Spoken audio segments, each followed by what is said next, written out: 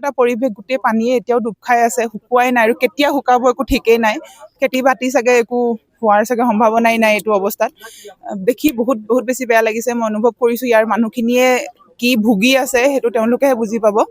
আৰু যিহেতু ময়ো নাছিলোঁ, মই খবৰ ল'বৰ কাৰণে আজি আহিছোঁ, যাতে কাৰণ এইটো সময়ত মানসিকভাৱেও মানুহখিনি বহুত বেছি ভাগি পৰিছে। এই সময়খিনিত যাতে মই এষাৰ মাত দিব পাৰোঁ সিমানটোৱে চেষ্টা কৰিছোঁ। আৰু মোৰ টীম লাগিয়ে আছে, যিহেতু আমি ট্ৰাই কৰিছিলোঁ যে এতিয়ালৈকে প্ৰায় 400 ঘৰমান মানুহক সাহাৰ্য প্ৰদান কৰাৰ, আৰু আজিও অলপ বস্তু লৈ আহিছোঁ আৰু কিবা এটা আমি DC ফাণ্ডতে দি থৈ যাম। আৰু যাতে কাৰণ নাজানো এইটো সময়ত আমি কিমান সহায় কৰিব পাৰিম, মই নিজৰ ফালৰ পৰা মই নিজে বুজি নাপাওঁ। কিন্তু মই মাত্ৰ প্ৰাৰ্থনা কৰিব পাৰিম যাতে সোনকালে যাতে এয়া ঠিক হৈ যায়, মানুহখিনিক যাতে শক্তি দিয়ে ভগৱানে, যাতে এইটো পৰিস্থিতিৰ পৰা বাহিৰ ওলাবৰ কাৰণে। চৰকাৰৰ পৰামৰ্শ যিহেতু মই আজি আহি পাইছোঁহি, মই মাত্ৰ অকল ফোনতহে দেখি আছিলোঁ কি হৈছে কি নাই হোৱা।